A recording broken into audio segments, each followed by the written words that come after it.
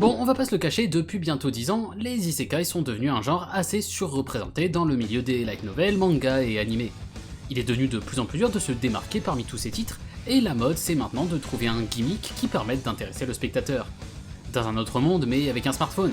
Dans un autre monde mais je suis capitaliste. Dans un autre monde mais je suis tout nu. Dans un autre monde où je me réincarne en la chatte d'une guerrière de niveau 1. Jusque-là, c'est allé, mes amis, jusque-là. Et pourtant, malgré la rude compétition, l'un d'entre eux a clairement su écraser sa concurrence, devenant le manga isekai le plus vendu au monde, et ce, sans même faire quelque chose de particulièrement nouveau. Ne laissons pas traîner le suspense plus longtemps, de toute façon vous avez lu le titre de la vidéo. Aujourd'hui, on parle de Tensei Shitara Slime Dat Taken.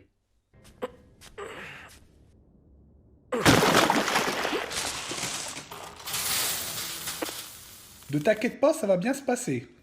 Bien se passer, ne t'inquiète pas. Tensei Shitara Slime Dataken, qu'on abrège généralement en Tensura ou Slime Isekai, c'est à la base un light novel écrit par Fuse, et publié depuis 2013 sur le célèbre site Shosetsuka Ninalo. Suite à son succès, il a été édité en 2014 par Micro Magazine, qui continue à publier les volumes encore aujourd'hui. Le light novel a été adapté en manga depuis 2015, puis en animé en octobre 2018 par le studio 8bits, et en 2021 pour la saison 2. Ce studio est notamment connu pour son travail sur la série Grisaya, Rewrite, Infinite Stratos, et s'occupera de l'adaptation très attendue de Blue Lock. Mais du coup, de quoi ça parle? Alors qu'il se balade dans la rue avec un de ses collègues, un puceau mage noir de 37 ans se fait cuter style Counter-Strike avant de se réincarner en slime dans un nouveau monde. Apparaissant dans une étrange grotte, il apprend à contrôler son nouveau corps et remarque vite qu'il est capable d'obtenir les capacités des choses qu'il absorbe.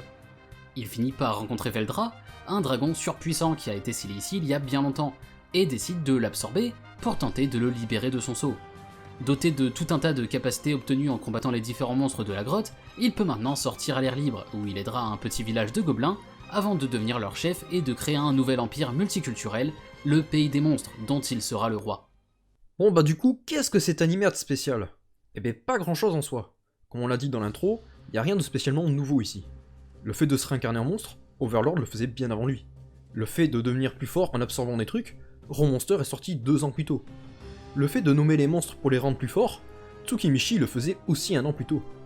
Le fait de créer une société, voire un royaume de A à Z, c'est là encore déjà vu, et inspiré de titres très populaires au Japon, comme Juni Kokushi ou Kyokara Mao. Mais même s'il ne propose rien de spécialement nouveau, il arrive à piocher des éléments comme ça un peu partout, et à les rendre assez sympathiques à suivre. Ce qui participe beaucoup à son succès, c'est le fait qu'il ne se prenne pas du tout au sérieux. Ici, on n'est pas dans une œuvre révolutionnaire qui veut raconter une grande histoire complexe avec des conflits géopolitiques. On n'est pas non plus dans un truc hyper philosophique qui va vous faire réfléchir sur des thèmes difficiles et vous faire changer votre vision du monde. Non, ici on est dans une œuvre qui se veut simple et amusante. Les personnages sont drôles et ne se prennent pas la tête, et les événements même les plus complexes sont présentés comme beaucoup plus faciles qu'ils ne le sont réellement.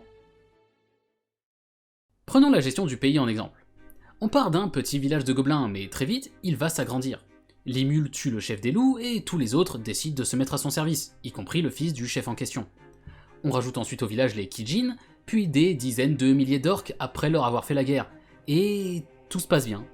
Tous ces citoyens sont parfaits, il n'y a aucun problème de culture avec les orques qui s'en prendraient par exemple aux gobelins qui sont beaucoup plus faibles, aucune discrimination, rien. Il en va de même pour les traités commerciaux. Le roi du pays voisin vient nous voir, on boit un verre ensemble et paf, un traité commercial et une alliance de signer. Même le fait de devenir puissant est montré comme étant simple, puisqu'il suffit à Limul d'absorber des trucs pour récupérer leurs capacités, et que les monstres sous ses ordres sont liés à lui, et voient leur puissance augmenter en même temps que la sienne. Il n'y a donc jamais besoin d'entraînement. Globalement, que ce soit les relations entre les personnages, les relations diplomatiques ou même le fait de devenir puissant comme je viens de le dire, tout est fait sans aucun effort. Et ça peut être à la fois un bon comme un mauvais point, parce que, en effet, cette simplicité qui le rend très facile à regarder, ça a aussi déplu à beaucoup de gens. Et c'est vrai que c'est parfois un peu dommage. Je pense notamment à un certain événement de la saison 2 qui m'avait fait croire que la série prenait un tournant plus sombre et sérieux, pour qu'au final cet événement dramatique soit annulé et que tout continue comme si rien ne s'était passé. Ce côté simpliste participe aussi à rendre les personnages appréciables. On a énormément de personnages dans Slime, ce qui pourrait être un gros problème pour le développer dans une autre œuvre, et qui était une de nos principales critiques sur Fate Apocrypha, dont on a parlé récemment. Mais ici, comme tous les éléments de l'histoire sont simplifiés, on n'est pas choqué quand le caractère des personnages l'est aussi. Et du coup, ici ça se traduit par le fait que les 3/4 des persos ont tous le même caractère, c'est-à-dire qu'ils sont gentils, loyaux, et chacun a son petit trait de personnalité en plus pour le différencier. Benimaru, gentil, loyal et responsable. Shion, gentille, loyale et jalouse, plus cuisine mal. Ranga, gentille, loyale, plus c'est un chien. Milim, gentille, loyale, plus elle est super forte et fière d'elle. Vous voyez ce que je veux dire?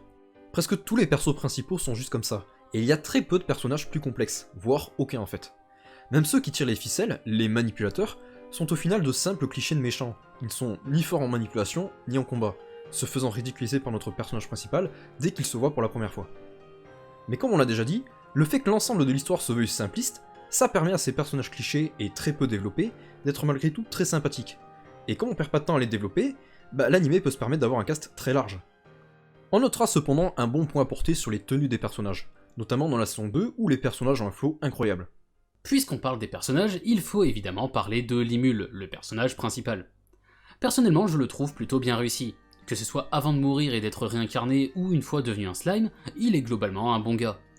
Il est rendu le plus banal possible à la base pour permettre au spectateur de s'identifier et est un loser typique d'isekai, otaku encore puceau à 37 ans. Mais j'apprécie que l'anime arrive à utiliser ces éléments assez bien.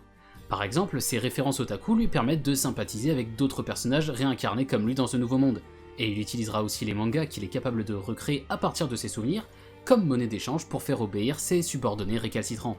En dehors de ça, il ne tombe pas non plus dans le piège du trop bon trop con. Certes, il est profondément gentil et veut juste créer une nation où tout le monde sera heureux, ce qui est vraiment un rêve cliché, mais quand les choses tourneront mal, il saura se remettre en question et saura aussi apporter la sentence nécessaire. Il attaquera pas le premier, mais si tu viens l'emmerder, il n'hésitera pas à te démolir bien comme il faut. Enfin, même si c'est pas forcément nouveau, j'aime toujours beaucoup le concept d'apprendre de nouvelles capacités en absorbant celles de ses adversaires. Le fait d'être un slime et de pouvoir se transformer est aussi assez intéressant et bien utilisé lors des combats. Maintenant qu'on a fini de parler des personnages, j'aimerais un peu revenir sur le système de création de village. Ce délire d'avoir un personnage extrêmement puissant qui apparaît avant de se créer son petit gang, qui devient éventuellement une nation, c'est quelque chose qu'on retrouve énormément dans les web novels chinois et coréens comme Tales of Demon and God, qu'on mentionne régulièrement dans nos vidéos dans l'espoir qu'un jour vous alliez lire. Ce qui fait qu'au final, j'ai un peu l'impression d'avoir un mélange entre ces web novels chinois et un anime typique pour enfants hyper simpliste. On a le côté empire du monte une équipe et fais ton pays, mais en simplifié à mort pour que ça semble être à la portée de tous.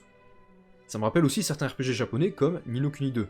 Vous avez votre village, vous allez dans le village d'à côté pour faire une quête, et une fois accompli, vous gagnez de nouveaux PNJ, qui aident à développer votre village. Un forgeron, un tisserand, un constructeur de maisons.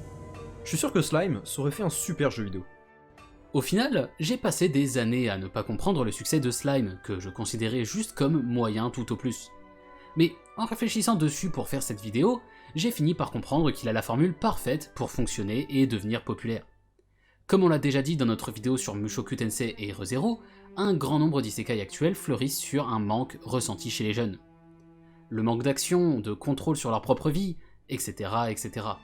Via le fait de recommencer dans un autre monde où soudain ils sont surpuissants et ont un harem de filles plus mignonnes les unes que les autres, ça permet aux spectateurs de s'échapper un peu de leur vie difficile et de rêver. Du coup, quand en plus de ça, Slime vient rendre cette ascension au pouvoir incroyablement facile, ça fait encore plus rêver. Mais ouais, réfléchissez-y.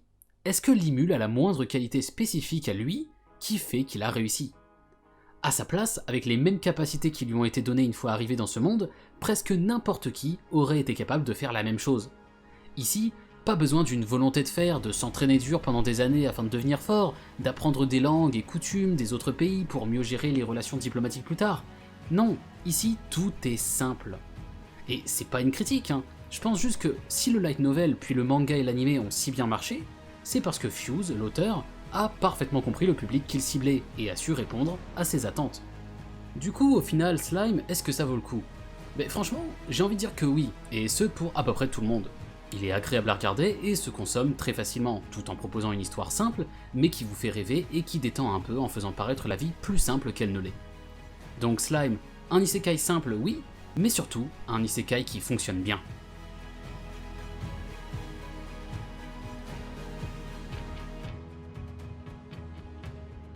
Merci à tous d'avoir suivi cette vidéo jusqu'au bout. Comme toujours, on espère qu'elle vous aura plu. On en profite pour remercier Tyrannic qui nous a pas mal aidé en nous apportant ses connaissances des isekai. Il ne sera peut-être pas d'accord avec tout ce qu'on dit dans cette vidéo cependant, mais bon, ça c'est une autre histoire. Sur ce, on se laisse pour aujourd'hui et on se retrouve très bientôt pour la prochaine vidéo.